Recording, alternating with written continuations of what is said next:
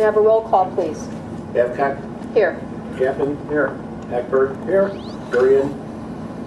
Kahn? Here. Morrison? Seifert? Here. Pledge of Allegiance. Please rise and join us, please. Pledge allegiance to the flag of the United States of America and to the republic for which it stands, one nation, under God, indivisible, with liberty and justice for all. As with every board meeting or board business, the mission of School District 15 is to produce world-class learners by building a connected learning community. We're going to move on to our discussion this evening. Item number 4 is discussion of the board and the administration in participation during the referendum. And we have Mike Louisi and Stephen Reichert. Richard? Okay. I knew I messed that up. No problem. To help us through this. Okay, turn it over to you, gentlemen. Okay, my name's Mike Louisi. As I said, I'm one of the attorneys of the law firm that represents District 15. Our law firm represents close to 200 school districts. We specialize in school law because it's a fairly narrow area of the law compared to some other areas. I'm joined by one of my partners today, Steve Richard, and Steve will be doing the lion's share of the presentation this evening. First, I want to thank you all for coming. See some of my neighbors out there. I'm a member of the Palatine community as well. Dr. Thompson and the Board of Education invited us here to speak to the issue of what school officials and board members can and cannot do in connection with a referendum. Steve will review some of the laws and some of the do's and don'ts generally. By the mere invitation that we received from Dr. Thompson and the board, which we received from many of our clients, but not all of our clients, was a good sign because that demonstrates a good faith effort to try and stay within the bounds of the law and to ensure that they meet their obligations under the law. And those obligations are fairly basic. I would describe them as 2, although Steve will go into greater detail. They do have an obligation to keep the electorate informed about the referendum from a factual basis. They also have an obligation, as the title implies, to avoid doing things that are prohibited by law. Most notably, they're not allowed to advocate one way or the other. Now, I know that can be in the eye of the beholder because as you share facts, some will be facts that are objective, but would be in support of a referendum, and then some facts, also objective, might indicate a no vote on the referendum. But they have that obligation to try and present that in as neutral a fashion as they can to educate the community but not overstep in their bounds to the point where they're actually advocating for one side of the issue or not. So without further ado, first of all, thank you for inviting us, and then I'll hand it over to Steve, who will walk you through the basics of the law along with the board. Well, by the way, we did a presentation earlier today to show you how far the board and the administration is going to try and ensure, as best they can, when they have so many employees in a district that are governed by these laws, to try and ensure that there's compliance. We met with a large group of administrators earlier today to try and help them understand. We know from talking to Dr. Thompson that they will drill down even further to the other administrators and beyond to try and do the best they can to make sure people understand what's permitted and what isn't. So, Steve?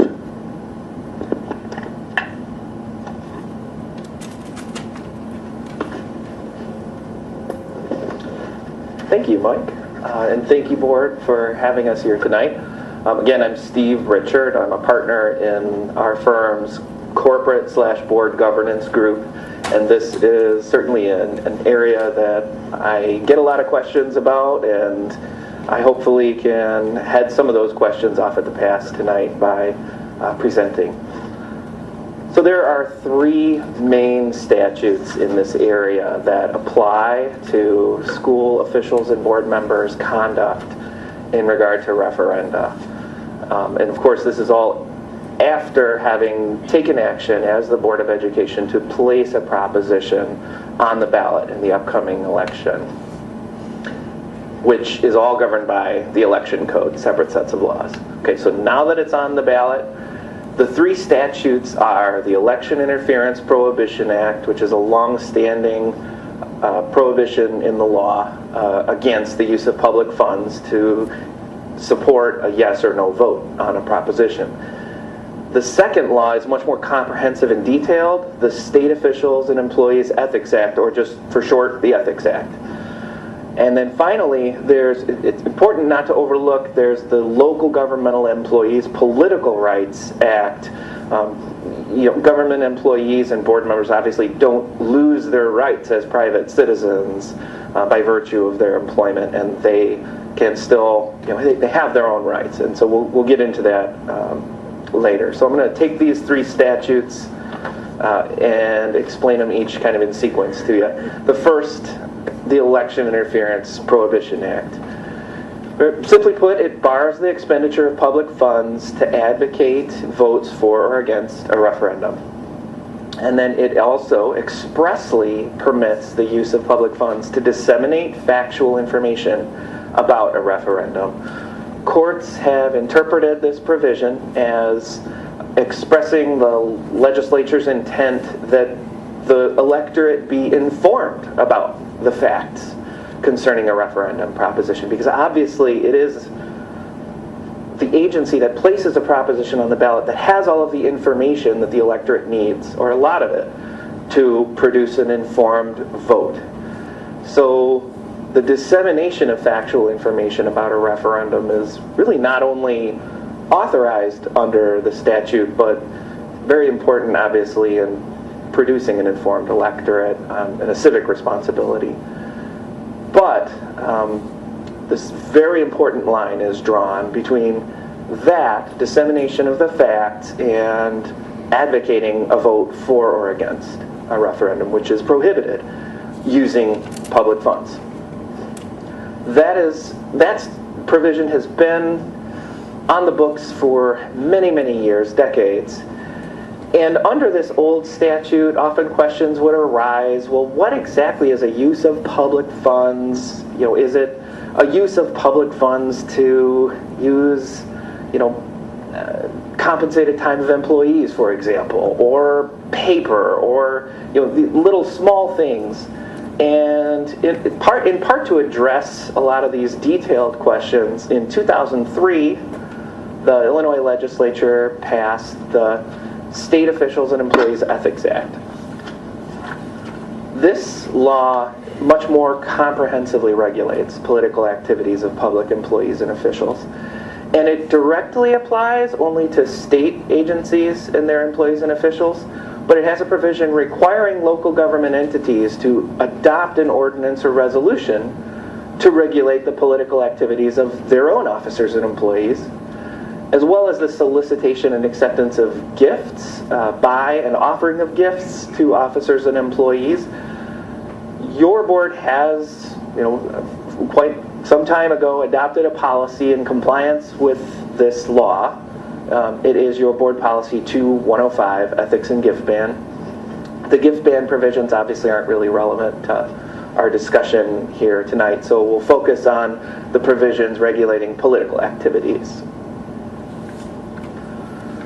Now, the Ethics Act sets forth in its definitions section a laundry list of things that are prohibited political activities. And then it says, okay, these activities are prohibited in 4 situations. They're not always prohibited, they're prohibited in these 4 specific situations. So the rule is that no officer or employee may intentionally perform a prohibited political activity. 1, during compensated time. 2, using any property or resources of the district. 3, as a required job duty or requiring others to do so, or 4, in exchange for any reward or gift by the school district. The laundry list of prohibited political activities doesn't directly apply at all times to us. It only applies when we're performing it in one of these 4 situations. So just want to make that clear up front. Again, compensated time, using property or resources of the district, and as a required duty or in exchange for a reward or gift. What is compensated time? The statute actually has a definition of what compensated time is. And for employees, it includes during the regular workday, doesn't include vacation or sick days, and it also includes whenever they're on district premises. There's, of course, a big question in the law is what does compensated time mean as applied to a board member? You board members are not compensated. You're purely volunteers. You're not compensated. So the way that your policy is written is the same as the policy of the Illinois Association of School Boards, their recommended policy. It just doesn't speak to the issue of whether board members are covered by this compensated time provision. And our firm's opinion, the opinion of the Attorney General's office, is that there is some duty to apply the compensated time restriction to board members. It would be when you're performing your official duties as a board member. And according to the AG's office, whenever a board member is on district property. Our firm, we kind of disagree on that point in some respects, because there may well be perfectly nonpartisan functions and reasons why a board member might be present on district property and they're not necessarily performing their official duties. But to stay safe, you can observe both of those provisions. So now I'm going to go through the laundry list that I mentioned before of prohibited political activities. Some of them apply to referenda, and those are the ones that obviously we'll be focusing on. The first that applies to referenda is number 4 here. It is defined as a prohibited political activity, planning, conducting, or participating in a public opinion poll in connection with a campaign for elective office or for or against any referendum question. Obviously, I skipped some language in there. The planning or participating in a public opinion poll, that activity then is defined as a prohibited political activity. It should not be taking place by any district employee on compensated time during their workday or when they're performing their official duties, using any district resources or property, or in exchange for a reward or gift or as a required job duty. So that's one prohibited political activity you all should be aware of. The next one, number 5, is very similar, closely related. It's surveying or gathering information from potential or actual voters in an election to determine probable vote outcome. Again, for or against any referendum question. That activity is a prohibited political activity, shouldn't be done with district resources, using compensated time, etc. A really key prohibited political activity, number 7, is soliciting votes on behalf of a candidate for elective office or for or against any referendum question, or helping in an effort to get voters to the polls.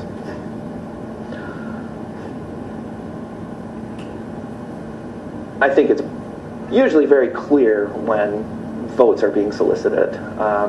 And that provision on helping in an effort to get voters to the polls, obviously that's the legislature's intent, to prevent a local government from shuttling certain categories of voters to the polls on election day.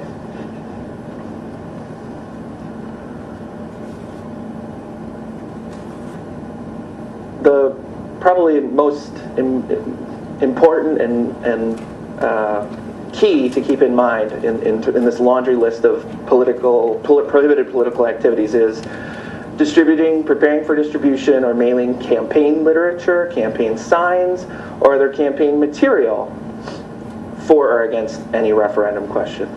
And again, this is prohibited if it's with uncompensated time, using district resources, or in exchange for a reward. But again, public employees and board members don't leave all their rights to engage in this activity by virtue of being on the board or being a public employee. Number 12, campaigning for or against any referendum question. The statute doesn't have a definition of campaigning, but it is defined here as a prohibited political activity. And we have to also keep in mind, again, we already went over the election interference prohibition. Very important in this area of law that expressly authorizes dissemination of factual information to the voters. That is very important to keep in mind. It works together with this material here that I'm talking about right now. Moving on to number 13, managing or working on a campaign for or against any referendum question. That's a prohibited political activity. And finally, number 15, participating in any recount or challenge to the election outcome after the fact. One of the most important provisions in the Ethics Act itself, and it's mirrored in your board policy 2105, is that nothing in this statute or policy is intended to prohibit activities that are otherwise appropriate as part of official duties, or activities that are undertaken on a voluntary basis.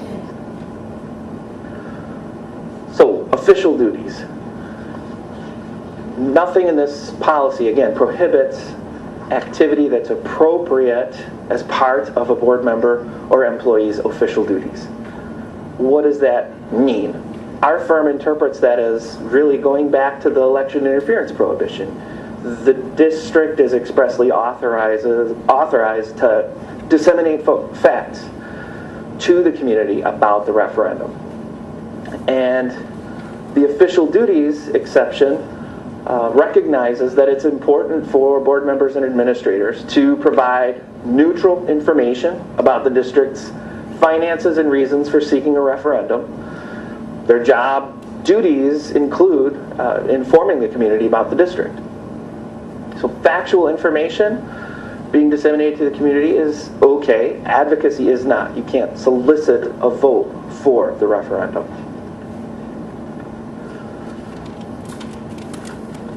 And now moving on to the Local Government Employees Political Rights Act, the third statute I mentioned at the beginning of my spiel about how the law works in this area.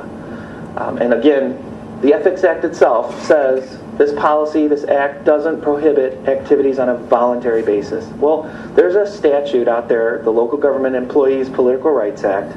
It, along with the First Amendment, by the way, protect a public employee's right to exercise their individual political beliefs in the manner they choose to, as long as it doesn't violate the restrictions that I was just discussing.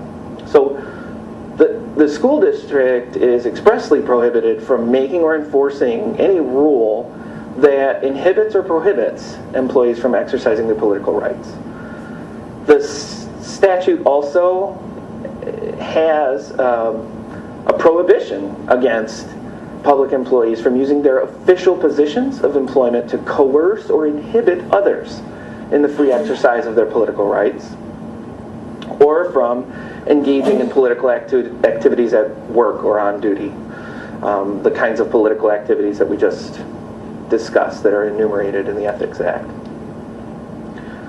So this is really the third important piece to remember in this area, that the First Amendment and this statute really provide leeway to public employees, to board members, to have their personal political beliefs and exercise them in their own time when they're not on duty, as it were. So here are some examples that we've seen at our firm from other districts during referenda campaign that have sometimes occurred, unfortunately. Examples of what school officials and board members cannot do. First, don't use any public funds, district property, or resources in support of a referendum. And some examples are using copiers for campaigning, or the district's email or websites for campaigning activities. Another example, using school facilities for referendum committee meetings can be perfectly well authorized if it's per the district's facilities use policy. I mean, the district, as a regular practice, lets outside groups come in and use its facilities from time to time under this policy by signing an agreement. And as long as that is the case, and the district is even-handed about it, that is fine. But other types of uses of school facilities could run afoul of the use of district property or resources in support of a referendum. Obviously, we don't want teachers to be encouraging students to tell their parents to vote in any way for the referendum.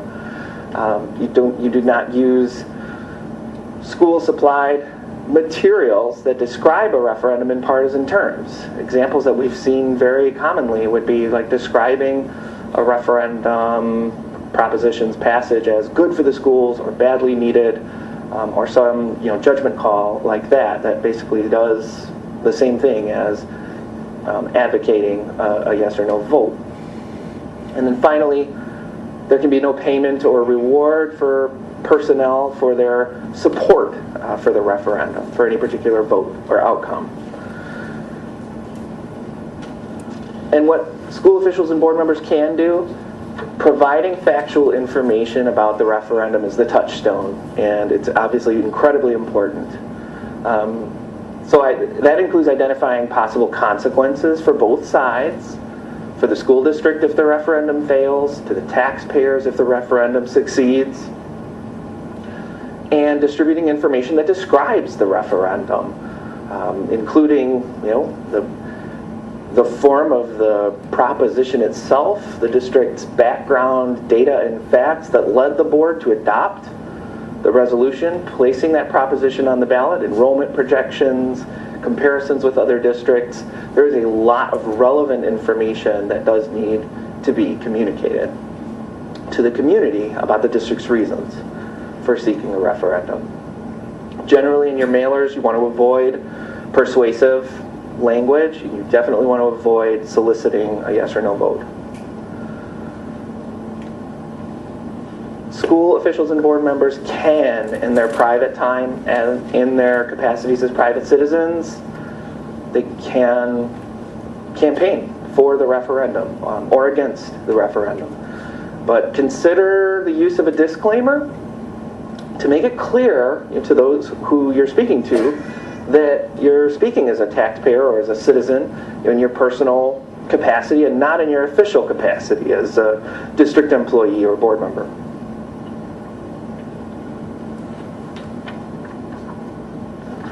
Again, the key thing to remember in this area is providing information versus advocating a yes or no vote. Providing information about the referendum is okay. Advocacy of a position related to the referendum, of one or the other outcome, is not okay. I do have a little quiz here. It's okay if anybody wants to raise their hand and answer, but I'm probably just going to provide, given the numbers of people present, probably just provide the answers.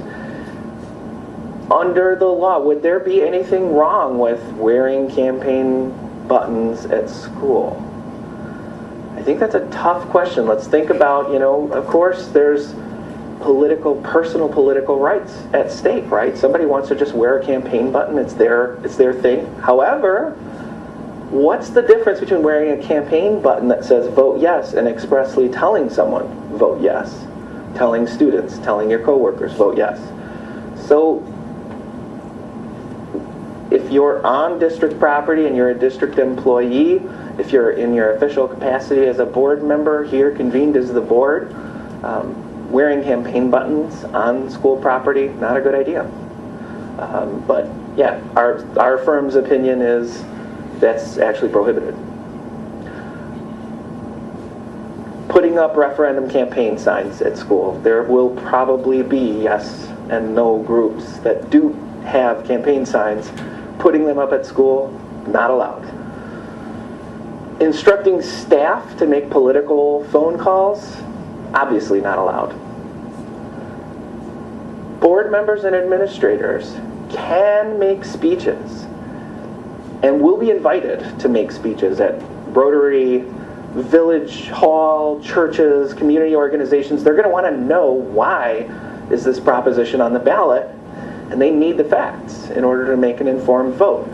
Board members and administrators can make speeches to these groups upon, the condition that their speeches relate to the facts that underlie the reasons why the board has placed this proposition on the ballot, not advocating any particular vote or outcome in the election. It's an important distinction to make. Finally, board members and administrators, they can, they have their personal lives, and in their own time, especially with a disclaimer for clarity, can engage in campaigning for or against the referendum according to their personal beliefs. It's, if a board member or an administrator or any employee has a sign on their lawn, that's okay. That's expressly allowed under Illinois law. If somebody has a bumper sticker on their car, that, again, it's their personal right to do so, and it's not prohibited.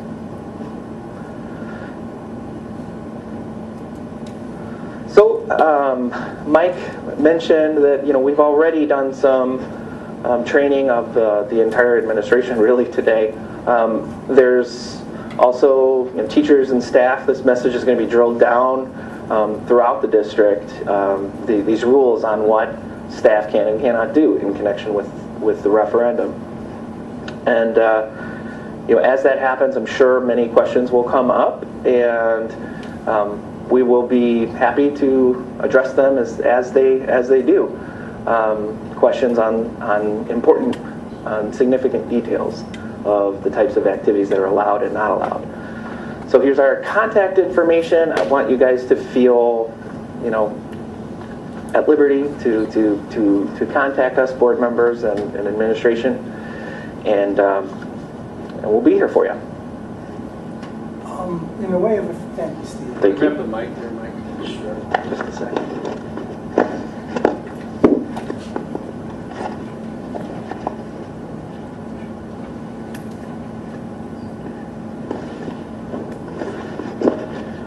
In the way of some concluding comments, things that we know we encounter, so maybe we can just look ahead and share our experience with a few things. One, it's not uncommon to come to a school district where they've had a referendum before, maybe many years ago, and there are still people in the system and in the community that remember those referendums and things that people did or didn't do, and then they see a change in behavior with this referendum. Our response to that is you need to remember that new laws got enacted since many of those older referendums. And so we're now bound by these new laws. As Steve pointed out, the Ethics Act itself didn't exist prior to 2003. So for many of our districts, it had referendums in the 90s, and they wonder why we're advising different rules today. It's simply because the law has evolved over time. Two, the district office will get a phone call. It'll sound something like, a teacher came to my door. I recognize him as a teacher, and they provided me with a flyer that said, vote yes. Well, remember, when you look at those prohibited political activities, as Steve reminded us, those are only prohibited if they're within the context of those four conditions. So if an individual teacher, on their own time, as an individual, in the evening, decides they want to go from door to door to promote a yes vote or maybe even a no vote, they would be entitled to do that in their individual capacity. If you have a complaint to bring to the district, it would be if you feel they presented it within the context of I'm a teacher in the district, and this is good for our district and good for teachers, and I'm putting that teacher label out there, or administrator, or board member. So the prohibited political activities are not prohibited. They're prohibited if they're happening on compensated time, or on district property, or at a school function. In other words, within the context of being an elected official or an employee of the school district. Same thing with board members. Let's say a board member decides to host a coffee at their home in the evening, and they make it clear that as a resident of the school district, they're doing that as a private citizen. They haven't given up those First Amendment rights to do those kinds of things. But they shouldn't do it in the context of I'm here as a member of the Board of Education. Now, that may sound like a distinction to you without meaning, but the courts view it as a meaningful distinction, that these people as individuals and the employees as individuals do have a right to do those things, as long as they don't do that by sending the message to you, kind of beating the drum that I'm here as an elected official, or I'm here as an employee of the school district. Factual information. You heard earlier that you can't use public funds to promote a yes vote or a no vote on a referendum. That is the law. That's that Election Interference Act in one of the earlier slides. We sometimes will get complaints that I just got a newsletter from the school district about the referendum, and I thought you couldn't use public funds. No, you can't use public funds for a yes or a no vote. You do have an obligation to inform the electorate. So you may get newsletters or flyers or meetings that you're called to for which public funds are being used, but they're being used to provide information about the referendum. And we know when we say factual, it will include information that one group might view as pro-referendum, another group might view as anti-referendum, but they're allowed to include factual information even though it might support one side or the other. An example would be to explain that if the referendum fails, we won't be able to do X, Y, and Z, which we're hoping to do. On the other side of the equation, if the referendum fails, your taxes won't go up, at least for purposes of the referendum. In other words, as they're providing factual information that one part or the other might view as positive or negative, but they're providing it in a factual setting, so that parties are getting both sides of the equation. There's also neutral information that might not be pro or con that they're allowed to provide. You might find that they're doing this at a school function, and you'll say, I thought Mr. Richards said they couldn't do this at a school function. They can't promote yes or no votes at a school function. They can provide factual information at a school function. Same thing with use of facilities. So it's important to keep the prohibited activity, the things that you might object to, in the context of under what circumstances are they doing it. Are they doing it on compensated time or not compensated time? Are they doing it on district property and it's a pro yes vote or a pro no vote, or is it neutral? Lastly, in terms of maybe a situation that many of you would be familiar with, the 2003 law, the ethics law, was a function of a certain politician who at the time was a Secretary of State. Some of you will recall this, went on to become governor. He would be allowed as a candidate to ask people to campaign for him, even if they were employees of the Secretary of State, provided they weren't doing it on compensated time. So if they wanted to vote for that particular candidate, campaign for that particular candidate, they could do that on their own time. The reason this politician got into trouble and ultimately went to jail was because when he was Secretary of State, he was requiring them to do it while you were waiting in line, that long line, to get your driver's license renewed. They were in the back maybe selling raffle tickets as a way to collect money for the campaign, or talking to people inside the workplace or customers, convincing them that they ought to vote for that particular candidate. That violates all the rules that we just discussed, and there were consequences for that. So those are the remarks I wanted to make. Thank you so much for your time. We'll remain for a little bit if there's more that you would like, questions or... I don't know if any board member has a specific question for Mike or Steve. No, a lot of good information to look through. Thank you very, very much for clarifying it for us. And we've already been in touch with our board members that aren't here this evening. They will view this, they'll have this presentation, and we'll make sure that we get this information to them as well. Thank you. Thanks. Thank you. We are going to move on to citizens address the board. We're going to open this up for public comments. We will now open our meeting for public comment. Please remember that this is not a dialogue between you and the board.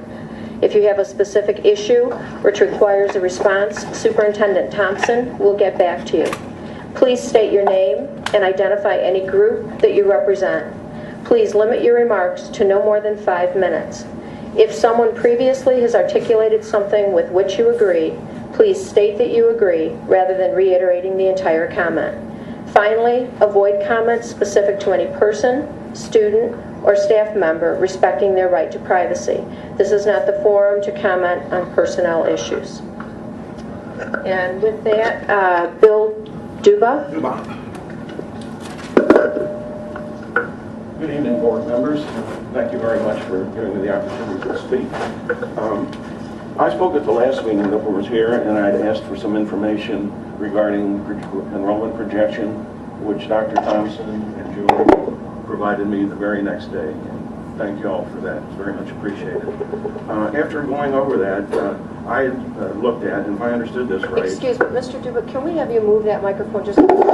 I can't hear you. Thank you. Is that better? Yes, okay, thank you. After receiving that information, and if I understood it correctly, between school years 2007-8 to 2017-18, round numbers roughly about 12,500 students in the district. And if I looked at the numbers right again, I saw a high and a low of a projected increase of 143 students. If I'm wrong, somebody please tell me. But if that is correct, I just do not understand how and why we need 2 new schools.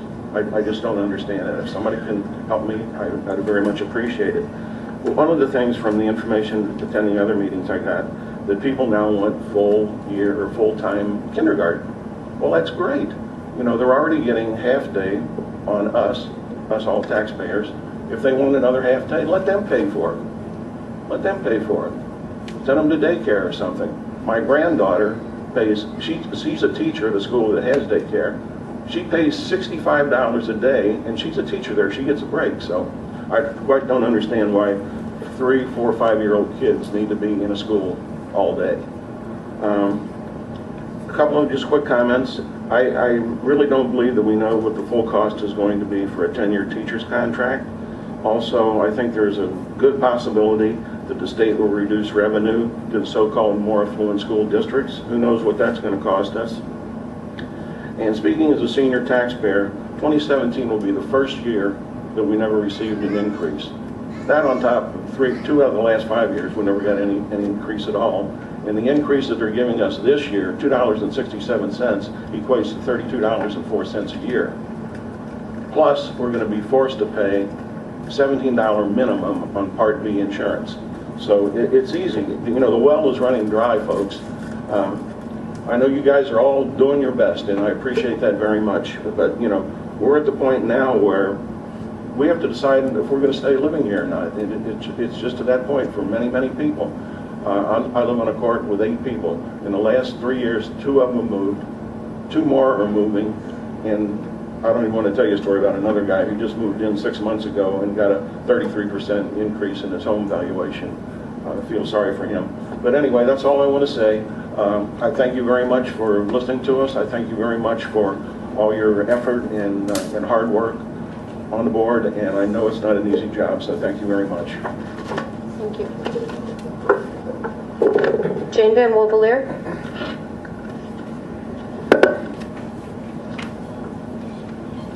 Good evening. I come before you tonight to ask a few questions that I understand you cannot verbally answer tonight, so I will be expecting an answer via email or U.S. Postal Service. I failed to put that information on my green sheet, and I will be happy to do that. My first question is this. Now that boundaries have been set and published, I'd like to know what the anticipated demographics will be for each of the schools in District 15. This should not be difficult to determine, knowing that many schools will have no changes to current boundaries. Therefore, demographic information for this past year could be used. Those that will have changes, you have already published the anticipated number of children being reassigned to different schools. This leads me to believe that you are already in possession of information telling you the anticipated population of the new school in the Northeast section. Just so there is no misunderstanding, by demographics, I am asking for the percentage of the different ethnic backgrounds of each school. The final question is this. I have read that the district is talking with the Park District about purchasing an existing park for the new school in the northeast area of Palatine. The existing park has already been purchased by taxpayers many years ago. Technically, we, the taxpayers, own this land. Why should we pay again for land we already own? It seems that government entities fail to remember that they would not exist without taxpayers. Your responsibility is to be wise with how taxpayers' dollars are used. Paying again for something we already own makes no sense. Please provide an explanation in writing as to why we should pay for something that is already rightfully ours. Thank you. Becky Booth.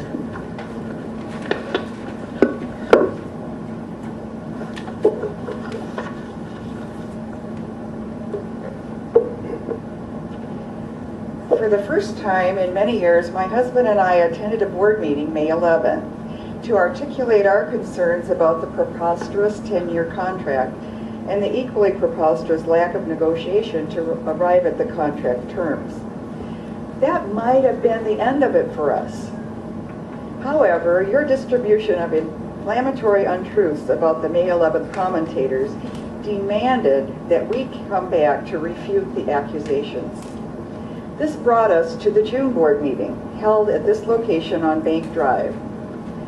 I'm really glad to see this microphone tonight, but in June, to our astonishment, there were no microphones for anybody, and the hum of the AC unit made hearing impossible. The video is worthless without audio. Even a skilled lip reader would have no clue what those seated at this table said as the camera was aimed at the back of our heads. At that time, I would have thought that one of the largest school districts in the state could do better to provide adequate, if not excellent, sound and video of a regular board meeting. You can hardly call such a meeting open. Neither attendees nor viewers of the video have any record of the proceedings of that June board meeting. So I came back to the next meeting, August 17th, to get my comments recorded.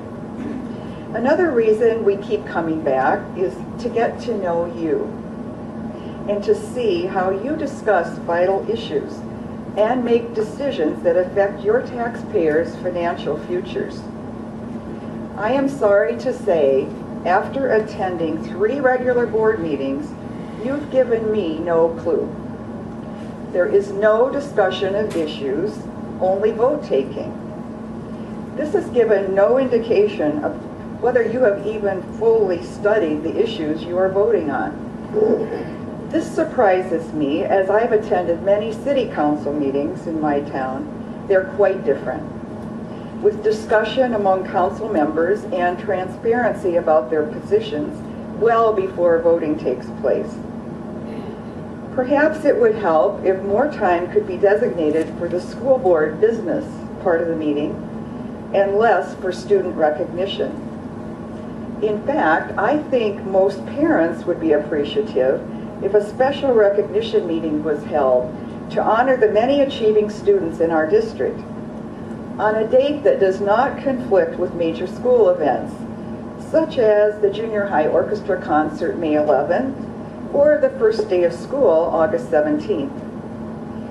This could allow more time for discussion and disclosure, the transparency now missing. I don't want you to think that my observations are all negative. I appreciate your allowing an unlimited number of citizens to make comments to the board. Each of these people represents countless others who either can't make the date or time, or have a fear of speaking in public, or the meeting pops up or changes date with little advance notice.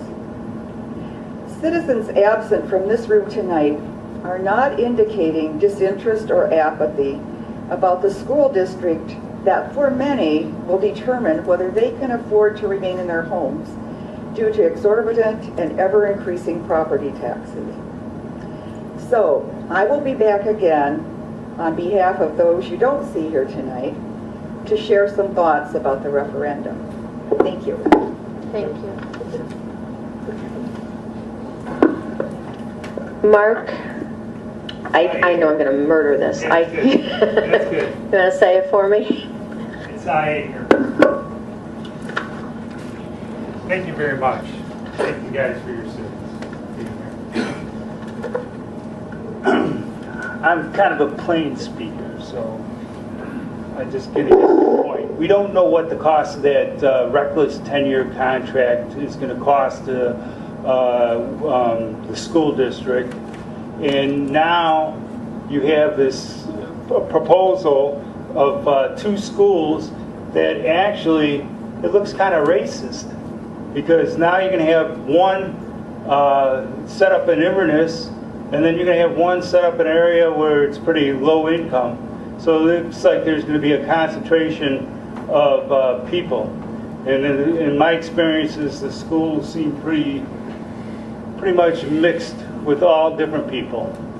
And so, once again, I feel that this is really reckless, because the fact of the matter is that socially it's going to be a mess, and then financially you're sitting there putting this cost onto the taxpayers, and it's uncalled for. Thank you very much. I appreciate it. Melanie Santos Stefano. Said that pretty good. I wasn't sure I got that right either. Good evening. Good to see you here again. Many of us have questions over the last week. When I say many of us, I'm referring to District 15 parents, taxpayers, the stakeholders, and your constituents. District 15 parents who would be affected by the proposed boundary changes in the referendum question. Many of them are not here tonight. I hope you are surprised to know that 7 District 15 schools have curriculum night tonight, an obligation that conflicts with this very meeting. My son's curriculum night is tonight as well. You might remember when I last visited that he attends Sanborn, the school that is proposed to be shuttered. I'm fortunate that his father could attend for both of us. It's a hard choice to decide between attending an opportunity to interface with your child's teacher and learn more about what your child will be learning in the present, as opposed to attending a meeting that will affect your child's long-term future in their education. Single parents don't have the chance to be in both places. I am at least fortunate that I could be in both. So now I'm led to questions. And although I know that you're not obligated to answer them now in this forum, I and other parents would like to know, and I believe we are entitled to answers to them. I know you will agree that we as stakeholders deserve to have our questions answered. I would like to know why the board proposed putting a referendum on the November 8th ballot without consulting with the community at large. I've learned that a group of 8 parents, one of whom represents a school that is completely unaffected by any and all proposed changes, which is Pleasant Hill, made up a committee you have spoken of at the last meeting. I didn't hear anything about this, not a whisper, this group. And for those of you who know me on this board, and many of you do know me, you know I'm extremely involved in the village of Palatine from a civic, business, volunteer, and philanthropic standpoint. I would really like to know, and others who are not here tonight would like to know, how this group was chosen to represent all of us. This committee that agreed to the boundary changes, something that I read, was made up of 8 individuals when there are a total of 20 schools to be represented in total, That's if we have representation even from the schools that are not affected in the slightest, such as Pleasant Hill. Another question we have is, if the referendum is passed, can the way the boundaries fall be changed? Many people are dissatisfied at how this happens, how they fall. Why is everything so rushed? That's another question. To me, this is the cart before the horse. To approve a referendum at your Wednesday, August 17th meeting, which was posted just 2 days before the meeting, it's not a lot of notice for parents, especially with small children like my son and others who are just getting their kids off to the first day of school. Mr. Richards brought up the Election Interference Act, the dissemination of information about the referendum, something that's actually a responsibility of the board. I think that could be done better. I work in public relations and communications, and I work with many government bodies. I have to admit that I have seen much stronger engagement activities. What you are not doing here is making your case to those of us that you are called to represent. We deserve better. Parents are angry, upset, confused. And again, some people can't even be here tonight to voice their thoughts. I've gathered thoughts from my neighbors who can't be here because they are at that curriculum night. We need you to do better. We need you to not make it appear as if you're slipping these things behind our back. It is how it appears. I'm not saying it to be critical. I'm saying it because that's the impression. But instead, we would like to feel that you are working with us, the stakeholders, who deserve to be consulted and deserve to be part of this conversation, and ultimately the outcome of this situation. Thank you. Thank you. Just for clarification, there have been a lot of people that have had questions in that have been answered. We indicated that the boundaries are being reviewed. They were in draft form when they were published. We have an obligation to get information out. We will have meetings at all schools and in many different places so people will get that information. And, you know, I think the board is consulting the community. We're proposing that they can vote on whether they approve something or not. And we will get the information out there. I'll answer any questions that people have. I probably have answered at least 50 from people that have sent me questions, and we'll continue to do that. As soon as they come in, I get them right back. And I think Bill indicated that he had some issues, and I got right back to him the next day. So we're trying to share information, and we will definitely have many meetings where people can hear the proposal, ask questions, and give input. Lauren Doodle?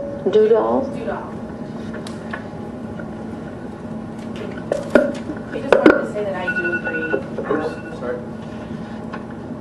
Agree with everything that was said before me. I currently live in the section of Palatine where students attend Sanborn Elementary. And as an educator, not in this district, I can totally appreciate the changes that you plan or wish to implement. However, I feel that the actions have been extremely inconsiderate to all the community members. I understand that this special committee was formed, but there was no equal representation from all schools. In reality, the majority of us that do not have children in this district have been completely blindsided by this referendum and this news. You haven't been transparent in your communications regarding these changes and giving the impact that the referendum has on this community. I feel that there needs to be more public input on the planning process as a whole. This is obviously a hot topic in the community, and there's lots of chatter and there's lots of questions. And just trying to find the accurate, factual information is very important to all people voting in the election. And people that have been on this special committee have been sharing information, and we just want to make sure that the information that we're getting from them is correct. So it would be appreciated if we could get that information sooner rather than later. You know, as a teacher, I see the value in education, and it is disheartening to me that the way that this information was rolled out for the referendum in the manner that it has not been clear and transparent. Thank you. Deanna, and I am not going to even try to say your last name. If you would say it for us, please. I certainly will. It's easier to say than this to spell. Gina Jadish. Okay. Hello, thank you for this opportunity. I just want to make some brief general statements regarding the referendum, like so many other people have already done. I have had discussions with a couple of the committee members throughout the past week or so. I've also had a handful of exchanges with Dr. Thompson, and like others mentioned, he's been very responsive, so I appreciate that. Thank you. Really, this was all in an effort to educate myself on this proposal, how it came to be, and really at first just for what it would mean for me, my kids, our neighbors, our friends. I'm not by nature a political person. I've never addressed a school board or a room full of community members for that matter. But now in the time since I first started my search for information, I find myself engaging in conversations with parents and community members who consistently have more questions than answers. It is becoming increasingly clear that moving forward on a plan before fully fleshing out all of the issues and options will have widespread consequences for the district and its children. And frustrations and distrust are soon to reach a boiling point if these issues aren't addressed.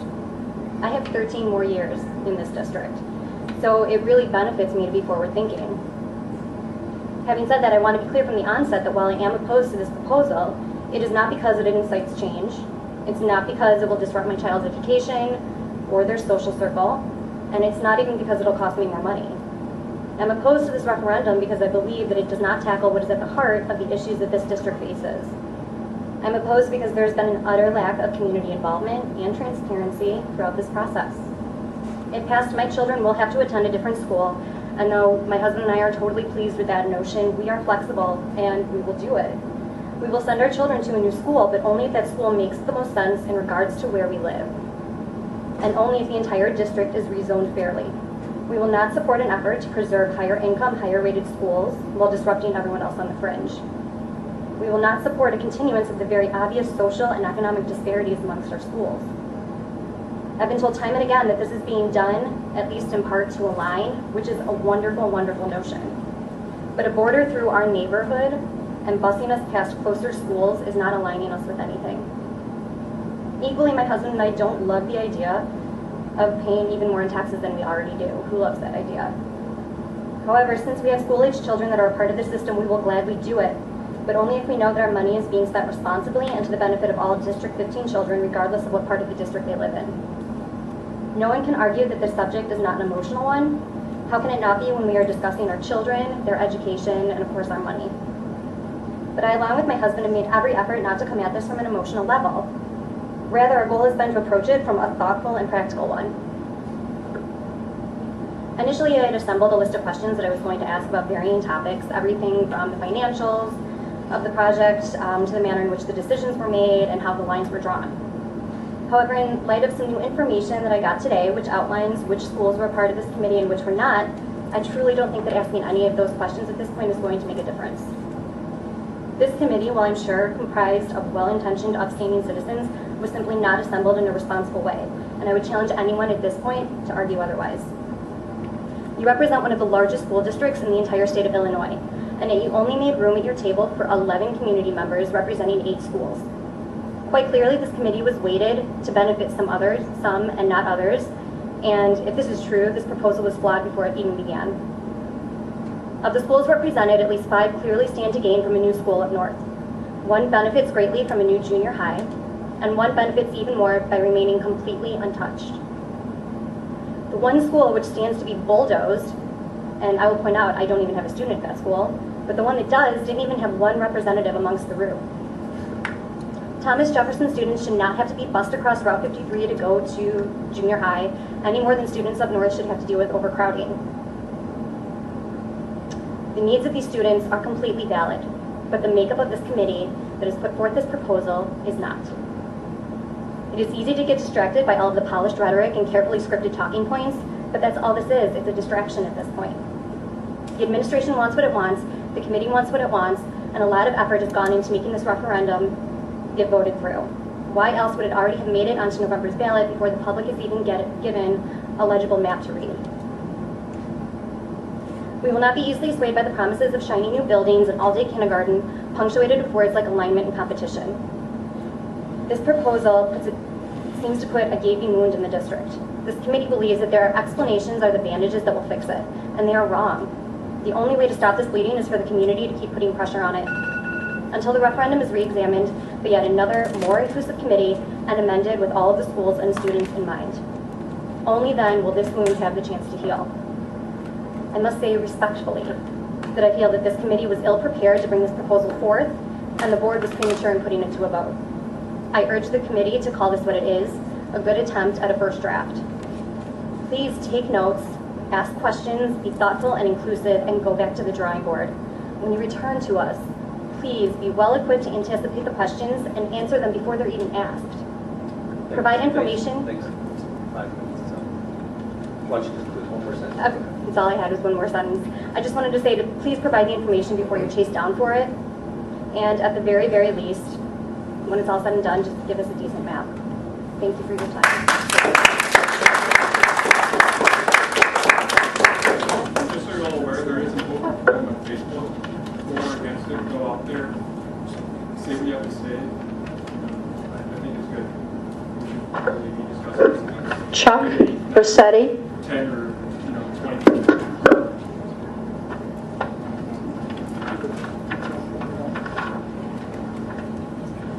Real quick, just a couple thoughts. First of all, I've been a Palatine resident for 37 years, a long time.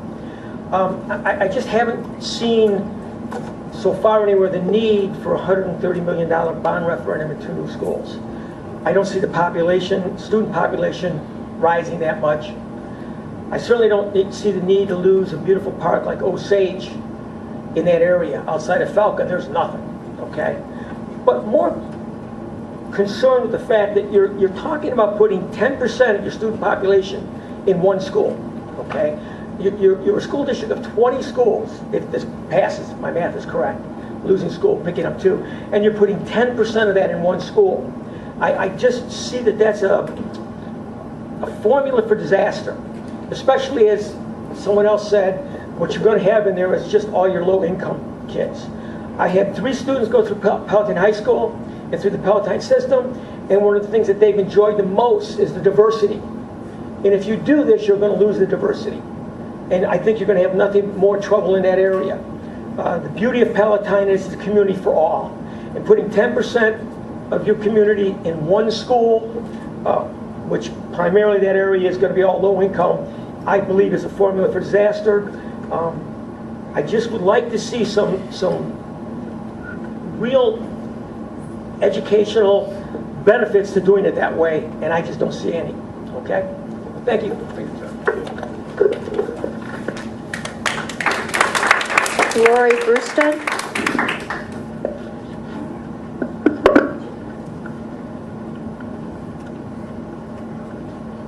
I appreciate the time. I won't be as polished as some of the other folks. Yesterday, I thought this meeting was for just the attorneys educating the board. Today at 1 o'clock by email, a friend was notified that we could actually speak. So, like some others have said, I think communication has been lack thereof significantly to us as a group. I'm also a member of the village here for 24 years. I've had 3 kids that went through Palatine High School, went to Virginia Lake, the best thing. So I am clearly a supporter of Palatine area. I do feel some of the other things that individuals have said, it's very rushed. It's August 24th, and this is the first time this last week or so I'm hearing of it. I went back and I was looking at the minutes, and I think there was something really vague in the June minutes that said the board was talking preliminary or very informational regarding Falcon Park. That was 2 months ago. You know, we're to vote on this in November. I think that's really poor. I think there is a significant issue with the information. I went on the website. Multiple people have gone on the website. Where do I go for the information? There is nothing. I had to search referendum. I mean, that is just terrible. We need a data-driven approach. I saw the 9-page PowerPoint that was put together, but it was buried in the minutes of some communication. 9-page, no numbers, no data of class sizes. I've had, as I said, 3 kids go through the school system. Each class has been getting smaller. So I have a hard time. It's not the $150 on my taxes. That's not an issue. I don't see a need. My kids have been at Virginia Lake. They have they had the classes where kids that could not integrate in the schools. So there were several reasons, but the two key reasons for this school that I'm seeing is based on the PowerPoint. It said a location for intensive English learning. Are we going to pull the kids out of Virginia? If that truly is the case, are we going to pull the kids out of Virginia Lake now that we have 1 through 6 and bring them up to the school? Not based on your proposal, because it's boundary that is going up to that school, but yet we're communicating to the citizens that it's busing and that it's for intensive learning. What is it?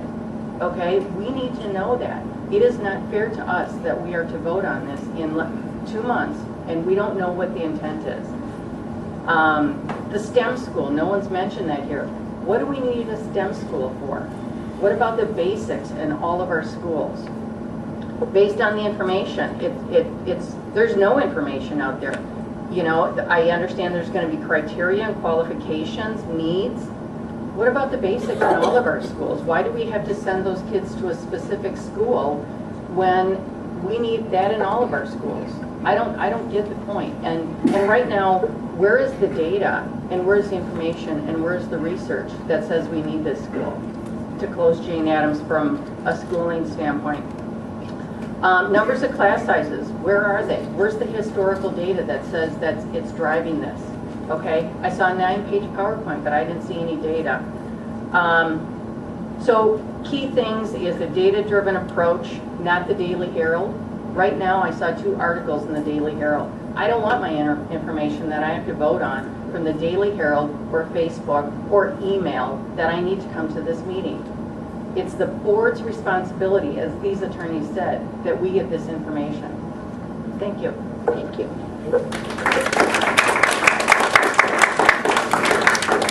Lisa Isaacs. Hi. I didn't come prepared to speak tonight, but after listening to what everyone's saying, I want to just say that I live along the property that you're proposing to put the new middle school. And I've put 3 kids with my husband through the school district here and through Fround. And at first, many of my neighbors were very excited to hear that this was a prospective referendum. But I agree with so many people here tonight that transparency is an issue. I don't like to rely on Facebook for my information, and I feel like that's where I've had to get it. I have had kids that had to be bused across town from North Hoffman to Rolling Meadows for junior high. And I've seen kids bused from Rolling Meadows to North Hoffman for elementary school, not being allowed to have their own community to live in. So I understand why you're proposing this referendum. I truly do. But it needs to be done with great care and great concern for all involved. And I think we need to remember one thing. Our children have to be at the forefront of these decisions. Certainly as a taxpayer, it affects me in many ways. It affects my value of my home, and it affects many people in here. It affects the elderly. This has to be so transparent. I implore you to come to the community and give us the information and to get our input. I would like to know how boundary lines are drawn, because I don't want to see kids have to be driven clear across town to different schools. And I think it's only fair that all schools have their boundaries looked at. Because I know one gentleman said that this is a school in Inverness. It's actually a school in North Hoffman Estates. Inverness, it affects a lot of people from the middle school perspective. I get that. But it has to be done with great concern. You have a reputation out there right now, from what I'm hearing in here, of people feeling that it's not looking at everyone fairly. And we need to make sure that everybody feels that they're being treated fairly. But please, I implore you to have the children in your forethought and the taxpayers. and what we have to look forward to in the future for our schools. This cannot be a rushed decision. Thank you. Thank you. Yeah, well, I appreciate the comments, and this is happening pretty quickly, but we plan to get out there and get information to people so they have an informed decision and they can make their vote based upon facts. So we will be having lots of sessions, and as I said, several people here tonight have emailed me, asked me questions, and I answer them quickly, but we will have structured, ongoing, multiple times for people to get the plan, and then they can decide whether they want to vote for it or not. I believe that we have solid reasons for a proposal, but the voters are ultimately the ones that are going to get to decide whether they want to support it or not. So we don't want people to get information from the Daily Herald or the Facebook pages. We want them to get it straight from us, and we are planning to do that. And I appreciate just being a little more patient, but all those meetings will be published so people can come and attend those. And where did this change at all? Where will it be published? We'll publish them on our webpage. We'll send out information in if you sign up for our electric e-news. I think the Daily Herald will publish them. We'll get them published so people are aware of them. Like the contract. If we don't want our information from the Daily Herald, don't publish them in the Daily Herald. Now, I'm going to publish them in the Daily Herald, but we'll also put them on our website. Any other questions? Any more comments? Just with questions, like I asked some questions, they have to be formally written in an email, or how do they get answered? Or do we have to wait for these public forums? Like I asked 4 questions. Yeah, Should I email you? Just send me an email. Yeah, Okay. you know my email. I'm just curious. I guess everyone should know. Send an email. Question answered. I didn't sign the green sheet, but I just got my exceptions. My request, my desire would be, because I am feeling, as I think many of the citizens here are feeling, that yes, you're going to get the information out, which is great. It's almost September, and so we have 8 weeks to get all this information and rush from meeting to get everything on something that is going to be on the ballot in November. My wish would be to table it until next spring and give the citizens of Palatine time to absorb this, get that committee together, get the school, Sanborn, involved in it, and do this the right way. It's feeling to me like, for many, really rushed. May I have a motion to adjourn, please? Oh, I'm sorry. I was just curious if there was an architect that, if this indeed did pass, is there an architect selected? And are there drawings already on where actually the schools would fit on the properties? Yeah, I think the last board meeting we talked about the fact that we have an architect of record that's been our architect for close to 5 years now. And he did draw some drawings to make sure things would fit. So they're preliminary drawings. We've got those. And they're not public yet? Not yet.